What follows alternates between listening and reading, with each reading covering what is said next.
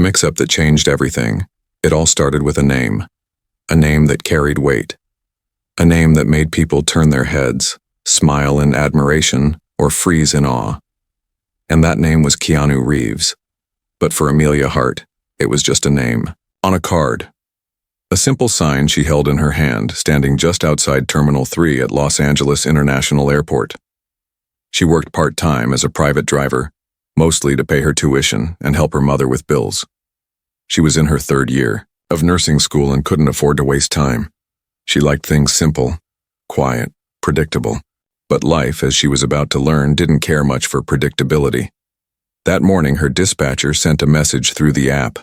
Client, Keanu Reeves, pickup, Lax Terminal, 3, time, 8:45 a.m. Amelia blinked at the name and laughed quietly. She texted back, "The Keanu Reeves? Don't ask questions, just be there." When she arrived at the airport, the crowd was thick. People were rushing around with bags and confusion. She stood near the arrival gate holding a white card with the name Keanu Reeves written in neat letters. She didn't expect the real actor, probably just someone who happened to share the name. Still, a small part of her hoped. Wouldn't that be something? A private ride with the Keanu Reeves? And then a man stepped out. He looked tired. Long black hair, jeans, black hoodie, and a gentle smile. Tall, calm. His eyes locked onto her sign. He walked over slowly and pointed at the sign. "That's me," he said. She blinked. He looked so much like him. Everything about him was familiar, from the way he stood to the warmth in his voice. "You're Keanu Reeves?" she asked, careful not to sound starstruck. He nodded and chuckled. "I get that a lot." "Right," she replied, opening the back door. "Please come in."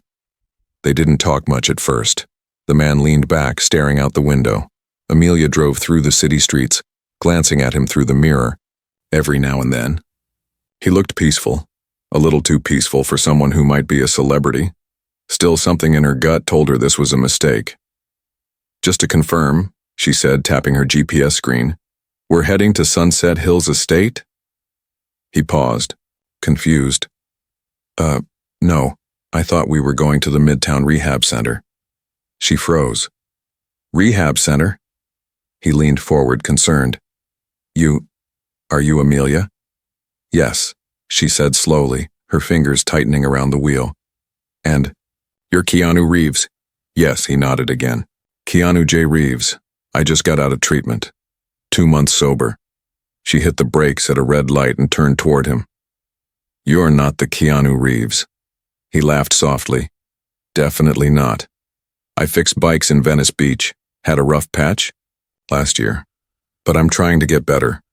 For a long moment, they just stared at each other, and then she laughed. Not out of rudeness, but relief. "I think we mixed up 2 different Keanu Reeves," she said, shaking her head.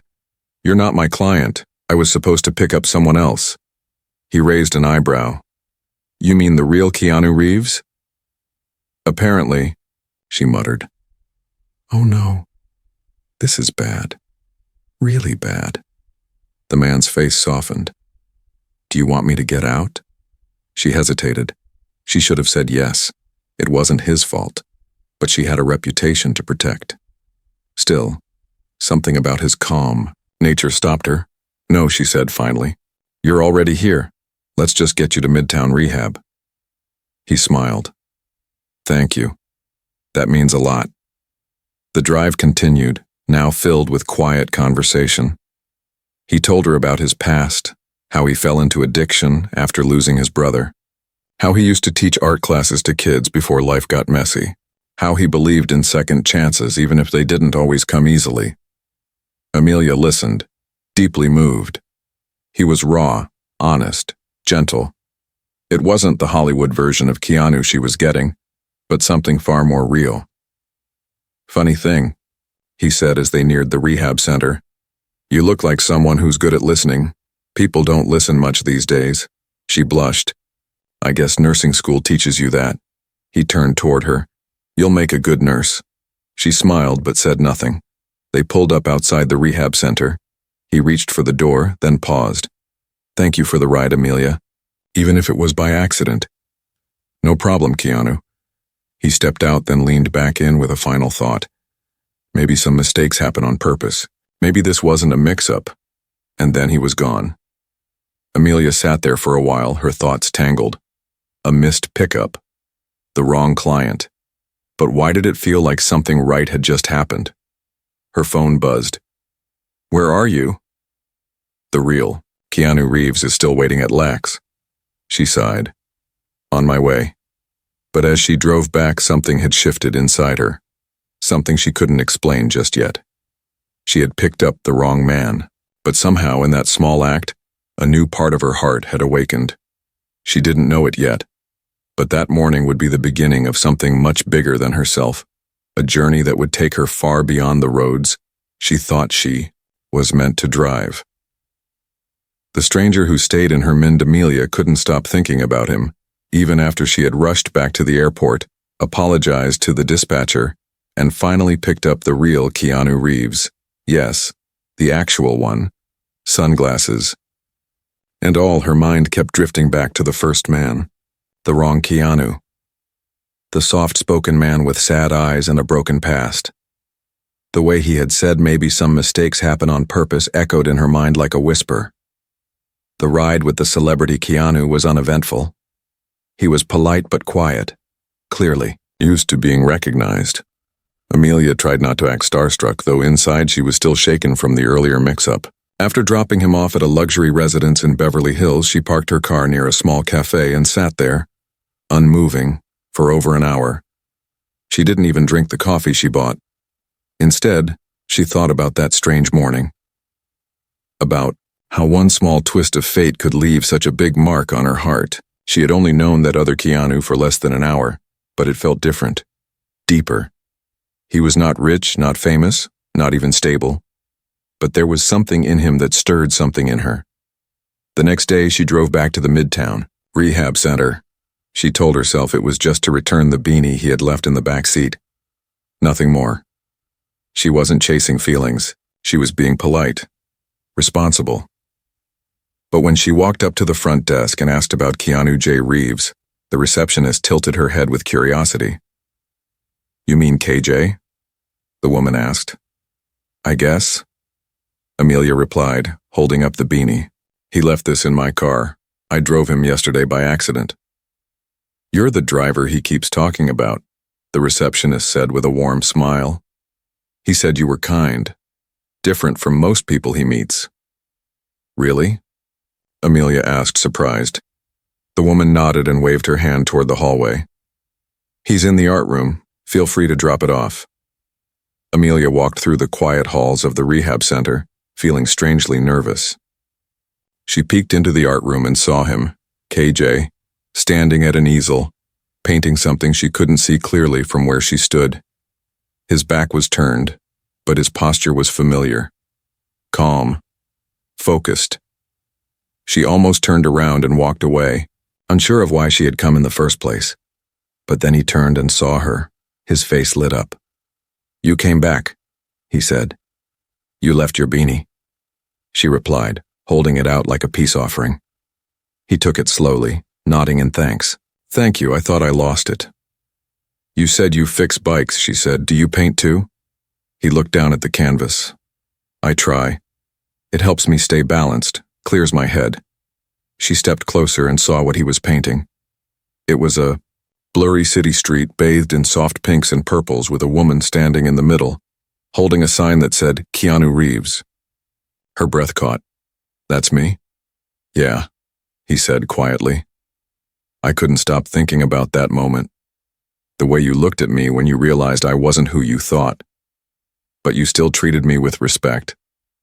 Amelia didn't know what to say. No one had ever painted her before. It felt deeply personal, too intimate for someone she had just met. Do you always paint people you meet? She asked, trying to break the tension. Only the ones who remind me why life is worth trying again. They stood there in silence for a moment, the weight of his words settling like soft dust in the room. Then he turned and picked up another brush, offering it to her. Want to try? She hesitated. I'm not an artist. Doesn't matter, he said. Just let your hand move." She took the brush, dipped it into a soft blue, and added a few strokes to the sky in his painting. It felt strange, freeing, as if the act of creating something with someone else unlocked a part of her that had been asleep for too long. For the next hour, they painted side by side, without many words. The silence between them was comfortable, meaningful. And when it was time for her to go, she promised to return. Days passed. Then weeks. Amelia began visiting the rehab center regularly, sometimes just to say hi, sometimes to bring sandwiches or books, and sometimes just to sit and listen. KJ shared more about his past, the pain of losing his brother to drugs, the guilt that haunted him, and the long road of healing he had walked alone until now. He wasn't perfect. He still struggled, but he was trying. And somehow his journey made Amelia reflect on her own life, her own fears, her need to always stay in control. Maybe, she thought, being strong wasn't about being unshaken. Maybe it was about letting yourself break and still choosing to keep going. One evening, after they had finished a small mural together, on one of the rehab center's walls, he looked at her and said something that stopped her breath. "I think you were sent here to remind me that life can still be beautiful." She didn't know how to respond, but inside she felt something shift, something that told her she wasn't just a driver anymore. She wasn't just a nursing student. She was something more. Someone who could make people feel seen, valued, alive again. And maybe, just maybe, that was her true calling. When broken voices begin to heal for the first time in years, Amelia stopped dreading mornings. Every day she looked forward to her visits to Midtown Rehab. It wasn't part of her job. She didn't get paid for it. No one expected her to show up, but every time she walked into that building, it felt like something inside her came alive. She still worked part-time as a driver and juggled her nursing school shifts. But something had changed.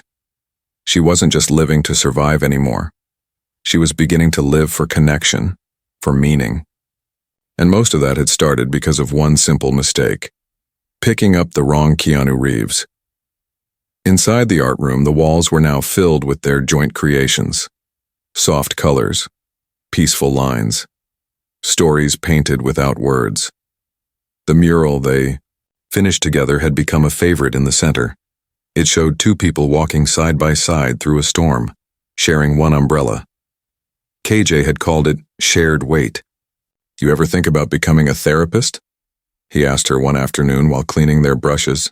She chuckled. "I'm barely getting through nursing school." "No, really," he said. "You listen like one. You don't rush. You don't judge. People open up around you because you make them feel safe." She didn't know what to say. Compliments like that always made her nervous. She didn't see herself as special, just someone who cared. "What about you?" she asked, changing the subject. "What do you want to do when you leave here?" He paused for a long time. "I used to want to teach art to kids," he said softly. "I did for a while, before the addiction, before everything fell apart. So, why not go back to it?" He looked at her with tired eyes. "People don't trust someone with a past like mine." Amelia leaned forward. "I do." His lip trembled slightly. He turned away and pretended to clean the already clean brush. That night, as Amelia walked back to her car, she sat there in the dark for almost 30 minutes, thinking about him, about all the people like him, the ones who had stories, wounds, wisdom, but were invisible to the world because of their past. And she thought about herself, how she used to move through life like a ghost, polite, quiet, safe, never making a ripple. But now, everything felt different. Her heart was changing. It wasn't just about school anymore. It was about people, about their pain, their healing, and maybe that was her purpose. 2 weeks later, the rehab center hosted a small open day for volunteers and community members. It wasn't a big event, Just music, snacks, and a few art pieces on display. Amelia brought her mother, who hadn't been out of the house in months since falling into depression after losing her husband. To her surprise, her mother actually smiled when she saw the paintings. "These are beautiful," she whispered. "You helped make these?" "Some of them," Amelia said. Her mother looked at her daughter differently that day, like she was seeing a version of her she hadn't seen before, stronger, brighter. And then, the moment that changed everything happened. KJ stood up to give a short speech about art and recovery. He was nervous, his hands shook, but his voice was steady. "A few months ago, I didn't think I deserved a second chance," he said. "I thought my story was over. But then someone showed up by mistake, and somehow that mistake became a miracle." Everyone looked at Amelia, her cheeks flushed. "She reminded me that I'm not broken beyond repair," KJ continued. "She helped me believe again. In people. In myself." He stepped away from the mic, and as he walked back to his seat, the room erupted in quiet claps and soft tears. After the event, a woman from a local youth center approached him. "We run an after-school art program," she said. "We could really use someone like you, someone who understands pain and knows how to paint through it." His eyes widened. He looked at Amelia. She gave a small nod. "You should do it." He accepted the offer that night, and that was the beginning of his return. The first step back into the world. A few days later, he started teaching again. Small group of kids, broken homes, difficult stories, but every time he stepped into that classroom, he gave them something he didn't have at their age: hope, expression, space to heal. Amelia visited his class one day after her shift. She stood quietly in the back and watched him guide the children through an art exercise. He was gentle, calm, patient. The kids loved him, and in that moment she realized something deeper. This wasn't just about him. This was about all of them. The people society left behind, the ones trying to crawl their way back toward the light. And maybe, just maybe, her calling wasn't just nursing or driving or painting. Maybe her real calling was walking beside people when they needed someone most. When he saw her at the back of the room, he smiled. And something in that smile said, "You helped bring me back." As they left the center that evening, he turned to her and asked, "Do you believe in fate?" She looked up at the sky. "I didn't," she whispered, "until I picked up the wrong Keanu Reeves." When past and present finally collide, life was quieter now, but in a beautiful way. Amelia still juggled her shifts as a student nurse, still drove part-time on the weekends, but something in her had truly changed. She no longer felt like she was drifting. Each day had a deeper purpose. Her connection with KJ grew stronger, not in some fairy tale romance, but in something more rare, honest friendship, rooted in truth, growth, and shared brokenness. They talked about everything: the past, the future, the things they feared but never admitted aloud. But just when everything felt like it was finally making sense, life threw a stone into their still waters. One rainy morning, Amelia received a call from Midtown Rehab. "He's not here," the voice said. She sat up in bed, alarmed. "What do you mean?" "KJ didn't show up for his weekly group. He hasn't answered any calls. He hasn't been home since yesterday." It was like the floor beneath her cracked. She rushed through her morning, heart pounding, searching all the places he used to go. The little bookstore by Venice Beach, the bike repair garage he sometimes volunteered at, the corner cafe where they had their first real conversation. But he was nowhere. Hours passed, and the sun began to set behind storm clouds. Her car moved through the soaked streets like a ghost. Headlights blurred through the downpour. Finally, she pulled over beside the ocean. It was a long shot, but part of her hoped he might be there, painting, thinking, escaping. She stepped out of her car and walked along the beach path, raindrops sliding down her jacket. And then, under a wooden shelter near the rocks, she saw him, sitting alone, head down, soaked to the bone. "KJ," she said, approaching slowly. He didn't look up. "You scared everyone," she added, kneeling beside him. His voice was barely a whisper. I thought I was slipping again. She took a deep breath. What happened? He wiped his face with the sleeve of his hoodie. I saw my brother yesterday. Or someone who looked like him. I was on my way to teach, and I passed a man who had the same walk, same clothes, same everything. I froze. The memory hit me so hard I couldn't breathe. He paused, trembling.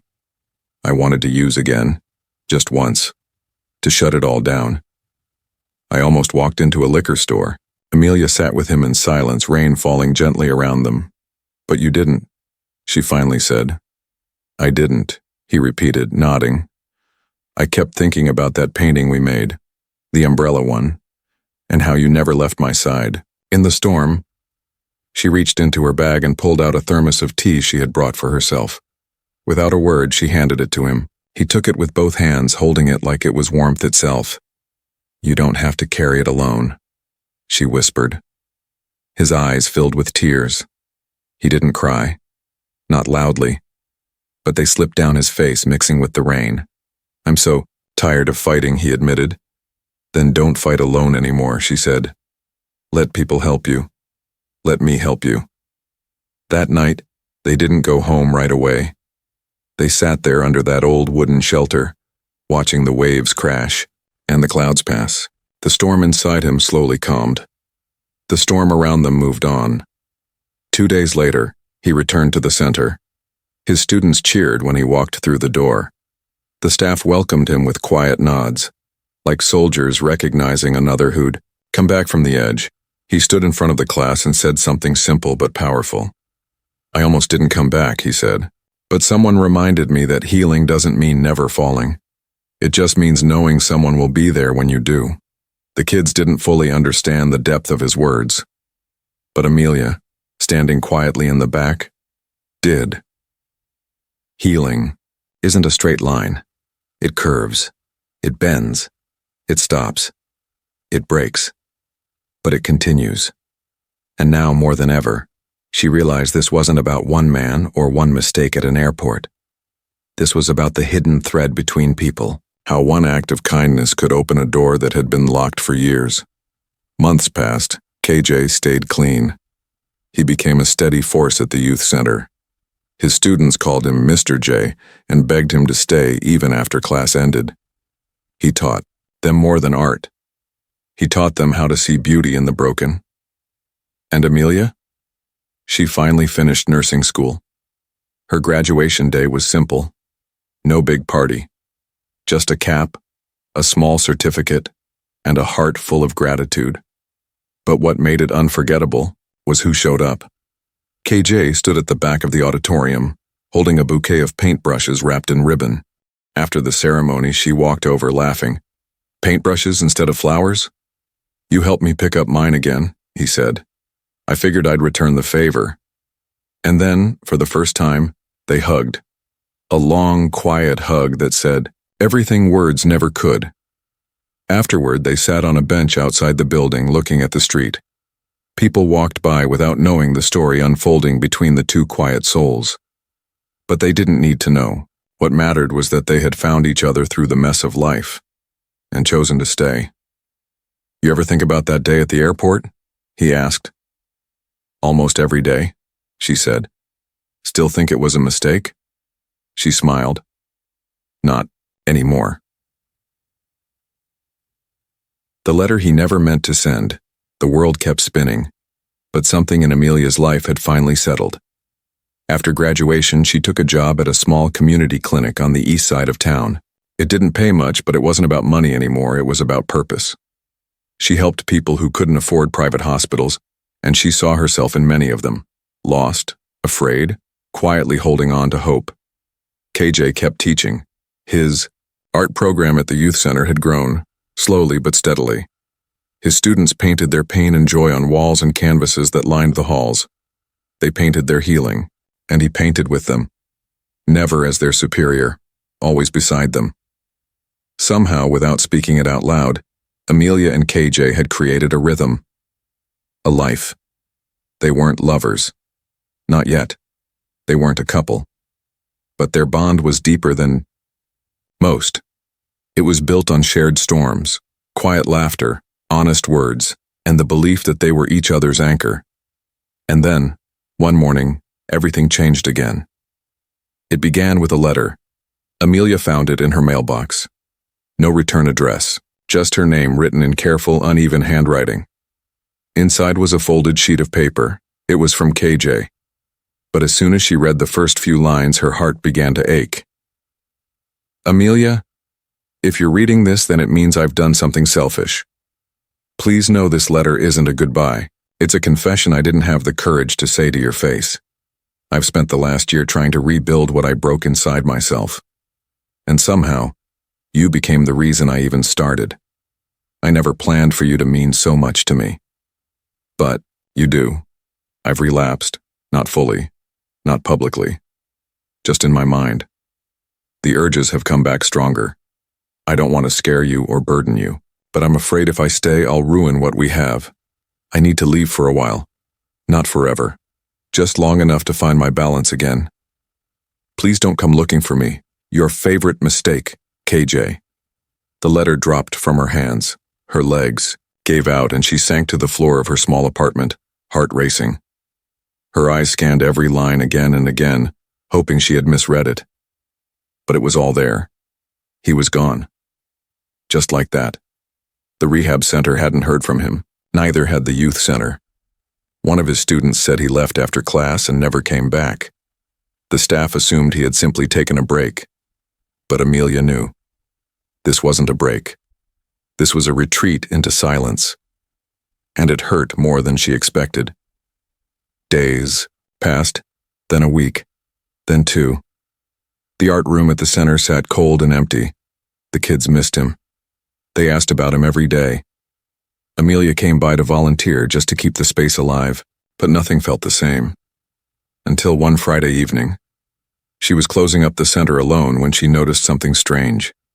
A package, propped up against the wall where they had once painted their first mural. It had no label, no name, just a single word written on top.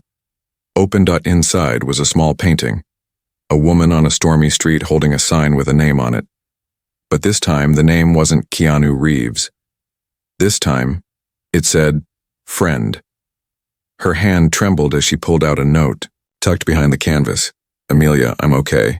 I promise, I'm not running away. I'm healing, quietly, far from noise. I found a small retreat near the mountains. I paint every day. I write. I think about our conversations. Your laugh, the way you listen without judgment. You saved me. And now I want to save myself. Please tell the kids I'll be back. Not yet. But when I do come back, it'll be because I'm whole. And when that happens, maybe I'll finally be brave enough to tell you what you mean to me. The note ended there. Amelia clutched the letter to her chest. She sat on the floor of the art room, tears falling. Not from sadness this time, but from something deeper. Understanding, patience, love. She didn't try to find him after that. She didn't send messages or ask anyone for help. Instead, she waited. Every week, she added a new painting to the wall in the art room, all inspired by the stories KJ once told her. All filled with hope. The kids started adding their own drawings beside hers, slowly turning the space into something magical again. Then, 3 months later, it happened. A quiet knock at the door one Saturday morning. She turned, and there he was, standing in the hallway, thinner than before, but smiling. A canvas under one arm and a single sunflower in his other hand. You didn't look for me, he said. You asked me not to, she replied. And you still waited. Because I knew you'd come back. He stepped into the room. The kids stared for a moment, then ran to him in a rush, shouting his name, hugging him. He laughed, his eyes wet with emotion. When the room finally settled, he walked up to Amelia. I have one more painting, he said, placing it gently in her hands. She turned it over and gasped. It was the two of them, side by side, painting on a wall, both smiling, both alive. Do you know what I finally realized out there? He asked. She looked at him. "I wasn't the wrong Keanu Reeves," he said. "I was the right one for you." She didn't respond with words. She just reached for his hand, and he didn't let go. The name that changed her life months passed, but this time they felt different. After KJ returned, everything felt lighter, brighter, more real. He wasn't perfect. He still had quiet days, still fought with his past, but he was steady, more grounded. And something in Amelia had shifted too, not just in how she saw him, but in how she saw herself. Together, they weren't lovers in the way stories often describe. They were something deeper. Two people who saw the worst in each other and stayed. Two people who had every reason to walk away, but didn't. Their bond was made not of fireworks, but of quiet mornings and silent support. One afternoon, Amelia brought him lunch at the youth center. She found him sitting with a group of kids, helping them paint a mural of wings across a wall. "Each of you gets one feather," he told them. "Together, we make the wings." The metaphor wasn't lost on her. After the kids left, they sat together on the same bench where they had first dreamed out loud. The sun dipped low, casting golden streaks across the sidewalk. "I've been thinking," he said, breaking the silence. "About your future." She raised an eyebrow. "My future?" "Yeah. You're more than a nurse. More than someone who helps with medicine. You help people heal the parts that medicine can't reach." She shrugged. "I don't know what that means." "I think it means you were meant to open something, a place, a safe space, like a clinic, like a center for people like me, for people who need to be seen before they can heal." The idea planted itself in her heart that day, and it didn't leave. They talked for hours over coffee, notebooks, late dinners about what this center could be, a place that offered therapy, art, community, somewhere people could come with nothing but a broken heart and leave with the start of a new story. They called it the Umbrella Place, after the painting they once made during their first storm. Within 6 months, it was real. A small space in the heart of the city. Donated brushes, old furniture, hand-painted walls. Amelia handled the care side, volunteer nurses, support groups. KJ ran the art therapy wing. And together, they built a team of people who believed in second chances. On the opening day, small crowd gathered. People came who had never felt welcome anywhere. People came who had tried to heal and failed. People came with heavy stories and left feeling just a little bit lighter. KJ stood beside Amelia, nervous but proud. She gave a short speech, her voice shaking at first but growing stronger with every word. "This place isn't perfect," she said, "but neither are we. It's built on mistakes, on messy stories, on broken roads that led us here. And that's exactly why it's real." After the speech, KJ handed her something wrapped in brown paper. "What's this?" she asked. "Just open it." Inside was a framed copy of the first sign she had held at the airport, the one that said Keanu Reeves. Beneath it, he had written something new. She picked up the wrong name, but found her right path. Her eyes filled with tears. She looked at him. "Do you regret it?" she whispered. "Not a single moment," he replied. They didn't kiss. They didn't need to. Their love wasn't loud. It was steady. Honest. The kind that doesn't need to be announced to be real. Over time, the Umbrella Place grew. People came from all over the city. Those struggling with addiction, loneliness, grief, or just the weight of being alive. And in every corner of the center, Amelia saw little sparks of what she had once shared with KJ. Hope, blooming quietly in the dark. One night, long after, the doors had closed, Amelia stood alone in the art room staring at the newest painting hanging on the wall. It showed a woman in a driver's uniform holding a sign with a stranger's name. But this time, the background was filled with stars, and behind her, a road stretched endlessly into the future. KJ walked in, leaned against the door. "You're still here?" he said. "I was just thinking," she said, turning to him. "How different everything could have been." He nodded. "I know." And then he asked the question he'd never dared ask until now. "Do you think we'll ever call this love?" She didn't answer right away. Instead, she walked up to him, took his hand, and whispered, "I think we already do." They stood there, hands clasped, surrounded by colors and brushstrokes, and the echo of every soul they had helped. And somewhere, far away at an airport gate where it had all started, another driver held up another name. But this time the right name didn't matter, because sometimes the wrong name leads you exactly where you were always meant to be.